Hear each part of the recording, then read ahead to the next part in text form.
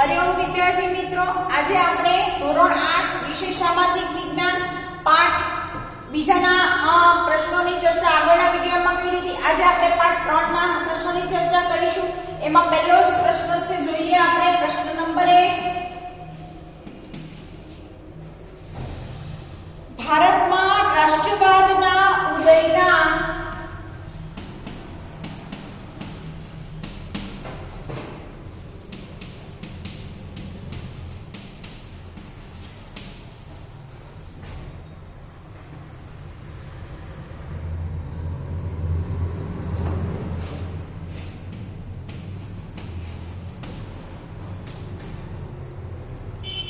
મુખ્ય કારણો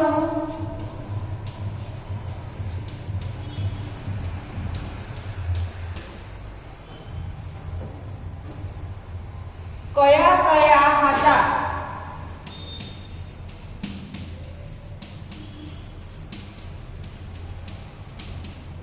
જવાબ લખીશું.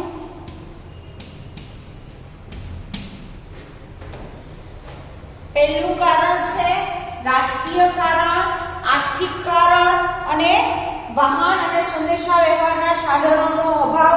બરાબર, એ કારણને પણ આપણે લઈ શકીએ છીએ. તો પહેલું કારણ આપણે જોઈએ છીએ કે રાજકીય કારણ શું હતું. બરાબર,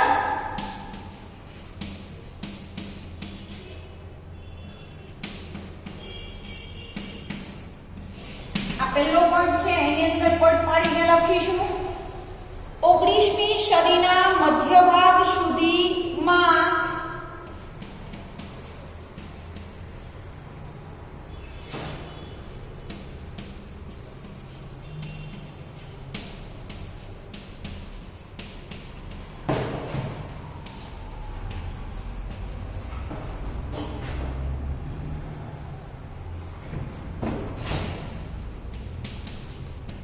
સમગ્ર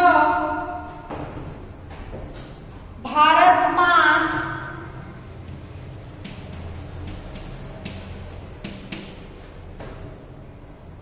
એક હથ્થું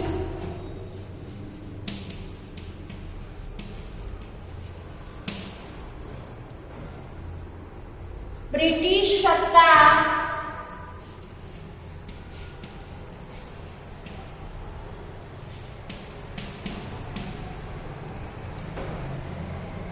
સ્થપાઈ.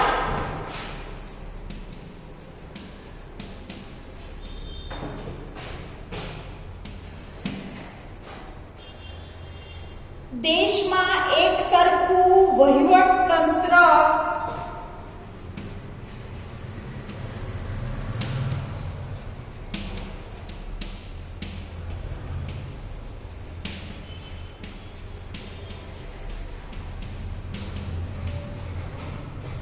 અમલમાં આવ્યું.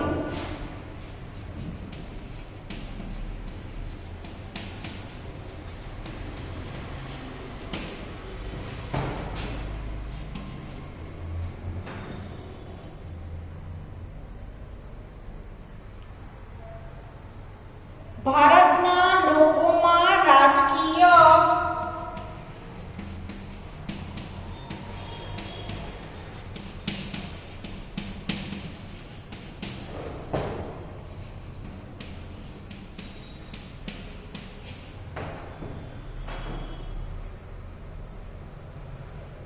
એકતા આવી.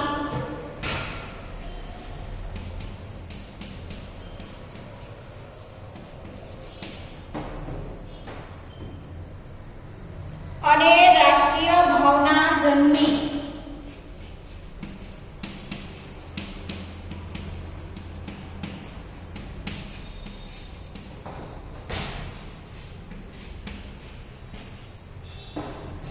બરાબર, રાજકીય જે કારણ જવાબદાર હતું એની અંદર આટલા પોઈન્ટ આપણે લખીએ.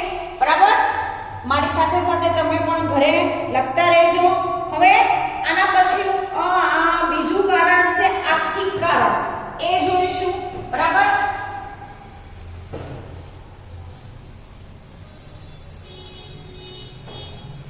મુદ્દાસર પ્રશ્ન પૂછે તો આ રીતે અલગ અલગ પોઈન્ટ બનાવીને આપણે લખવાના છે. બરાબર,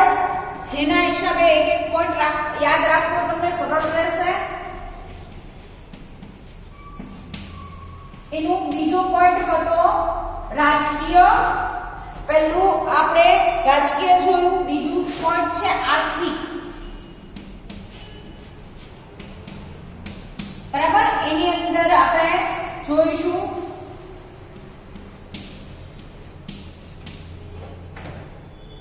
અંગ્રેજોની આર્થિક શોષણ નીતિના કારણે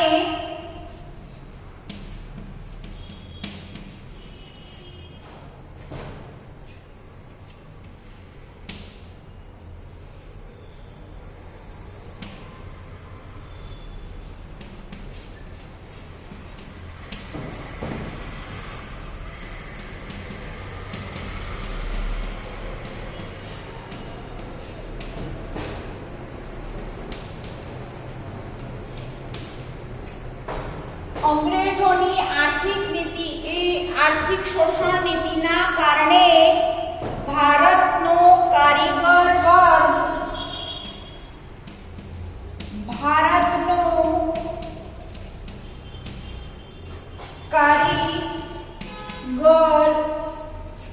વર્ગ બેકાર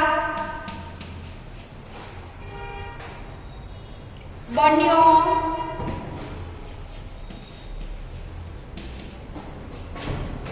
બીજો પોઈન્ટ છે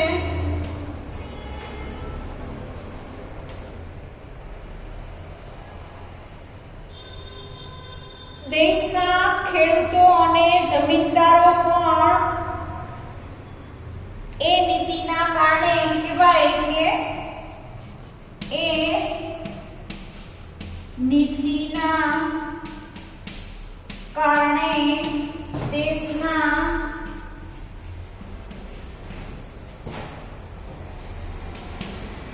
ખેડૂતો અને જમીનદારો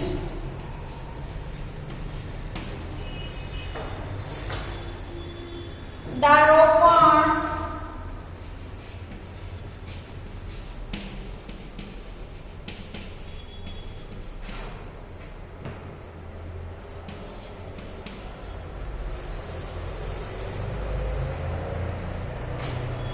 એની કઈ નીતિ, કોઈ શોષણ નીતિના કારણે એમ કહેવાય કે દેશના ખેડૂતો અને જમીનદારો પણ ભોગ બને છે. શોષણના ભોગ બન્યા એવું આપણે કહી શકીએ.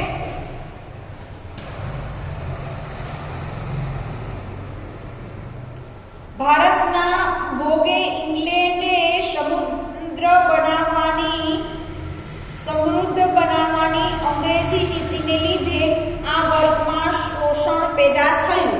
હવે તમે જુઓ છો કે અંગ્રેજોની આર્થિક નીતિના કારણે કોને સદ્ધર બનાવવાનું હતું? તો ભાઈ ઇંગ્લેન્ડને સદ્ધર બનાવવા માટે આપણા ખેડૂતો છે, આપણા કારીગરો છે, એ બધી જ એમ કહેવાય કે બધા ઉપર અસર આપણે જોવા મળે છે શોષણ નીતિની, જેના કારણે એમ કહેવાય કે એ સમયનો જે એ વર્ગ હતો એ શોષણનો ભોગ બને છે અને તેમના કારણે પોતાના હક છે, પોતાનો જે ધંધો રોજગાર છે એ મેળવવા માટે એનું પણ કારણ આપણે કહી શકીએ છીએ કે ભારતની અંદર રાષ્ટ્રવાદનો ઉદય થયો હતો.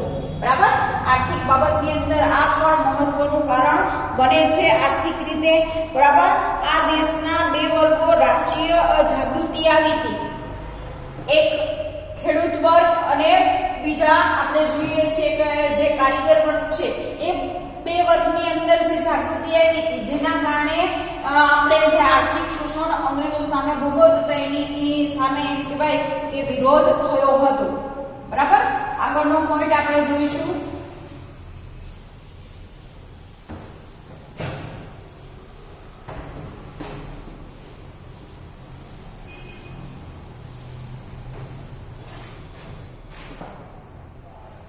વાહન અને સંદેશા વ્યવહારના સાધનો. ત્રીજો પોઈન્ટ છે આપણો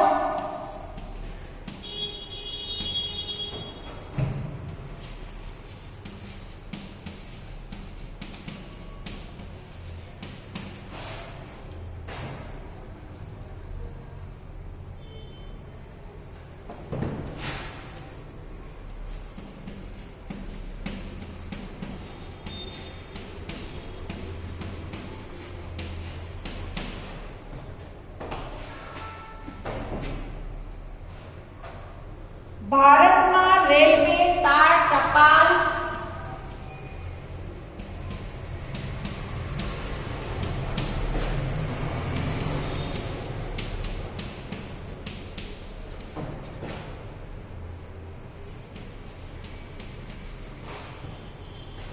ભારતમાં રેલવે, તાર, ટપાલ, આકબોટ,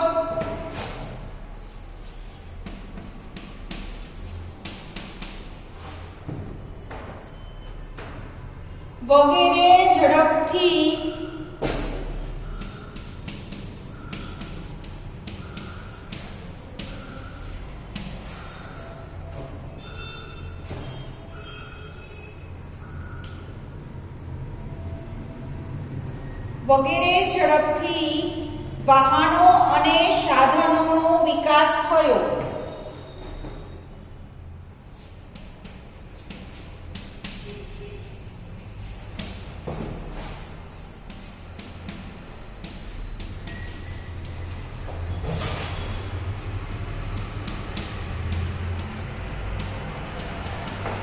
બરાબર, આ રીતે પોઈન્ટ લખો.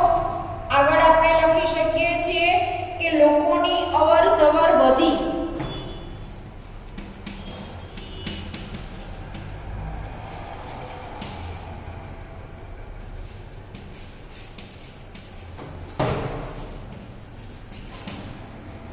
પહેલાના સમયની અંદર વાહન વ્યવહારની સગવડની શરૂઆત થઈ તો તમે વિચારો કે લોકો એકબીજાને મળતા થયા, એકબીજાના વિચારોની આપ-લે થવા લાગી. બરાબર, સંદેશા વ્યવહારના સાધનોનો વિકાસ થયો તો ટપાલ છે, રેલવે છે, બરાબર, એ આકબોટની એ ઝડપી સુવિધાઓ વાહનોની સગવડો થવા લાગી, જેના કારણે એમ કહેવાય કે ભારતની અંદર બધી જ જગ્યાએ એક સાથે જે રાષ્ટ્રવાદનો ઉદય થયો હતો, રાષ્ટ્રપ્રેમની જે ભાવનાનો વિકાસ થયો હતો, એના માટેનું મુખ્ય કારણ આપણે ગણાવી શકીએ છીએ. એ સાધનોનો વિકાસ થયો હતો, જેના કારણે એ સમયની અંદર લોકો એકબીજા સાથે એક થયા અને જેના કારણે એમ કહી શકીએ કે એ રાષ્ટ્રવાદની અંદર અંગ્રેજો સામેની લડતની અંદર બધા એક સાથે એમ કહેવાય કે આવી અને પછી જ આપણે એમ કહેવાય કે આઝાદી મળી છે. બરાબર, એની અંદર ઘણી બધી યોજનાઓ છે. પ્રદેશના ભેદભાવો ઓછા થયા, પ્રાદેશિક કક્ષાએ નેતાગીરીને બદલે એમ કહેવાય કે રાષ્ટ્રીય નેતાની ભાવના જન્મી. બરાબર, આપણે ખબર જ છે કે પહેલાના સમયની અંદર પ્રદેશવાદ હતો એ ધીમે ધીમે ઓછો થવા લાગ્યો. લોકો એકબીજાને મળતા થયા એટલે ભાઈ ખ્યાલ આવ્યો ભાઈ એકબીજાની મદદ કરીશું તો ભાઈ આપણે ગમે એ જંગ હશે એ જંગને આપણે જીતી શકીએ છીએ જો એક સાથે હશું તો. બરાબર, અલગ અલગ થઈને આપણે લડવા જશું તો ભાઈ આપણે જંગમાં હારેલા જ છીએ. બને ત્યાં સુધી આપણે એક સાથે કોઈ પણ વસ્તુની સામે વિરોધ કરીશું તો એની અંદર આપણે ભાઈ સફળતા મળે જ છે. બરાબર, તો એ વસ્તુ પણ અહીંયા આપણે આ પ્રશ્નની અંદર લખી શકો છો. બરાબર, મુદ્દાસર પ્રશ્ન છે. પછી છે આગળનો પોઈન્ટ છે શિક્ષણ અને સાહિત્ય. એ પોઈન્ટ લખતી નથી, ખાલી સમજાવી દઉં છું તમને કે ભાઈ શિક્ષણ અને સાહિત્ય એ સમયે રાષ્ટ્રવાદમાં કઈ રીતે ભાઈ ફાળો આપ્યો તો આપણે ખબર જ છે કે એ સમયના લોકોની અંદર અંગ્રેજી શિક્ષણ મેળવતા થયા, જેના કારણે એમ કહેવાય કે શિક્ષિત વર્ગ ઊભો થયો આપણો. બરાબર, ભારત દેશનો એક સારામાં સારો શિક્ષિત વર્ગ ઊભો થયો અને એ શિક્ષિત વર્ગને અંગ્રેજી લોકોની જે કામગીરી હતી એના વિશેની માહિતી ખબર પડવા લાગી કે લોકો કઈ રીતે કામ કરે છે, આપણા લોકોનું કઈ રીતે શોષણ કરે છે. બરાબર, એ બધી જ વસ્તુઓ ખબર પડવા લાગી, જેના કારણે એમ કહેવાય કે લોકોમાં લોકશાહી, સ્વતંત્રતા, સમાનતા, રાષ્ટ્રવાદ વગેરે એમ કહેવાય કે એની વસ્તુ માટેની પ્રેરણા લોકોને મળવા લાગી. બરાબર, પછી આગળનો પોઈન્ટ છે કે વર્તમાન પત્રો. બરાબર, આગળના સમયની અંદર મેં તમને કીધું કે વર્તમાન પત્રની અંદર માહિતી જે છાપવામાં આવતી હતી એ સચોટ માહિતી હતી કે ભાઈ સાચા જ સમાચાર હોય. બરાબર, વર્તમાન પત્રોએ પણ એમ કહેવાય કે એ સમયની અંદર મોટો ફાળો આપેલો છે રાષ્ટ્રવાદની અંદર. બરાબર, કે એ સમાચારો એમ કહેવાય કે બધા જ લોકો પોસિબલ નહોતું, છતાં પણ એમ કહેવાય કે એક ગામની અંદર ઓછામાં ઓછા 1 કે 2 ન્યૂઝપેપર આવતો તો એ ન્યૂઝપેપરોએ પણ એની અંદર મોટો ભાગ ભજવેલો આપણે જોવા મળે છે, જેની અંદર એમ કહેવાય કે સરકારી નેતાઓની ટીકા કરવામાં આવતી હતી, લોકોને રાષ્ટ્રીય જાગૃતિ માટેની કોલમો લખાતી હતી, બરાબર, જેના કારણે એમ કે ભાઈ આખા ભારતની અંદર રાષ્ટ્ર પ્રત્યેની ભાવના ઉદ્ભવી છે. પછી છે આગળનો પોઈન્ટ, ભારતનો ભવ્ય વારસો, બરાબર. આપણો ભારતનો જે ભવ્ય વારસો છે એની અંદર આપણે જોઈ શકીએ છીએ કે પશ્ચિમ ભારતના અને પુરાતત્વવિદોએ એમ કહેવાય કે પ્રાચીન સંસ્કૃતના અવશેષો ભારતીયોને તેમના ભવ્ય અને ગૌરવવંતા એમ કહેવાય કે વારસાનો પરિચય કરાવ્યો છે. તેમનાથી લોકોમાં રાષ્ટ્રીય અસ્મિતા જાગી છે. આપણા એવા ગ્રંથો છે, એવી ઘણી બધી એવી વસ્તુઓ છે કે જેના કારણે પણ લોકોમાં રાષ્ટ્ર પ્રત્યેની ભાવના ઉદ્ભવી હતી એવું આપણે કહી શકીએ છીએ. આટલા પોઈન્ટ લખશો ત્યારે તમારો મુદ્દાસર પ્રશ્ન પૂરો થશે. કયો? ભારતમાં રાષ્ટ્રવાદના ઉદયના મુખ્ય કારણો પૂછવામાં આવે તો આટલા પોઈન્ટ આપણે લખવાના રહેશે, બરાબર. પહેલો પોઈન્ટ આપણે જોયો રાજકીય આર્થિક, ત્રીજો પોઈન્ટ વાહન સંદેશાવ્યવહાર, પછી શિક્ષણ અને સાહિત્ય, પછીનો વર્તમાનપત્રો અને છેલ્લો પોઈન્ટ છે ભારતનો ભવ્ય વારસો. આટલા પોઈન્ટ તમે લખશો ત્યારે એક પ્રશ્ન પૂરો થશે, બરાબર. મુદ્દાસર પ્રશ્ન તમને કારણનો પૂછવામાં આવે અને 3 માર્ક હોય તો 3 માર્કના પ્રશ્નની અંદર આટલા પોઈન્ટ તમારે લખવાના રહેશે, બરાબર.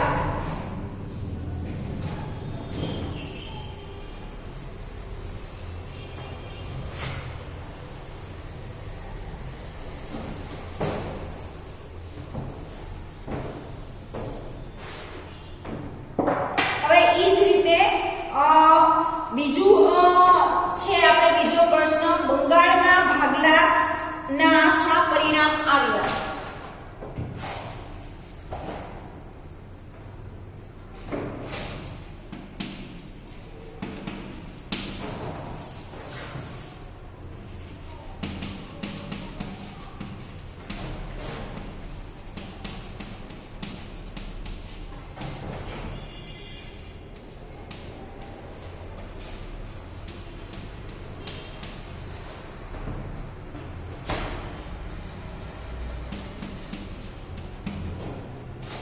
જવાબ જોઈશું.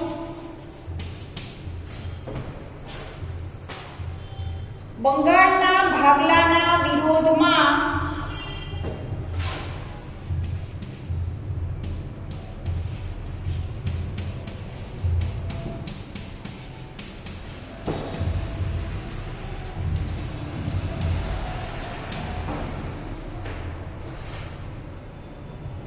સમગ્ર બંગાળમાં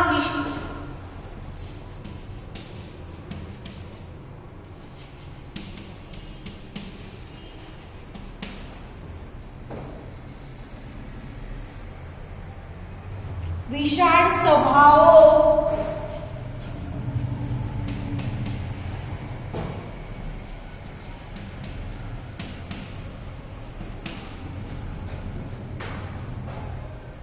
યોજાઈ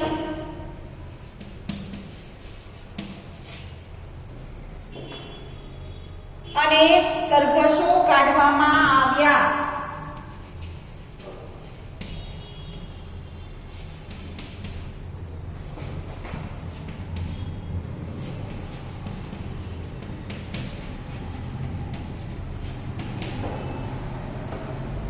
પહેલો પોઈન્ટ આ રીતે તમે લખી શકો છો, અસંખ્ય પત્રિકાઓનું વહેંચાણ થયું.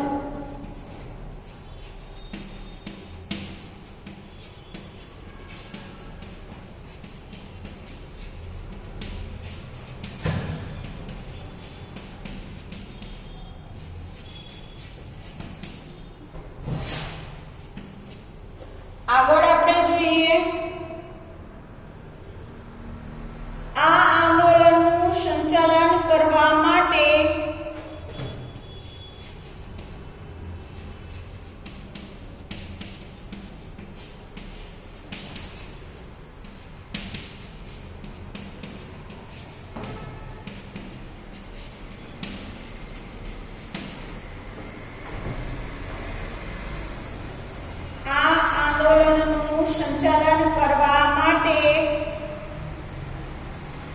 એક લડત સમિતિની રચના કરી.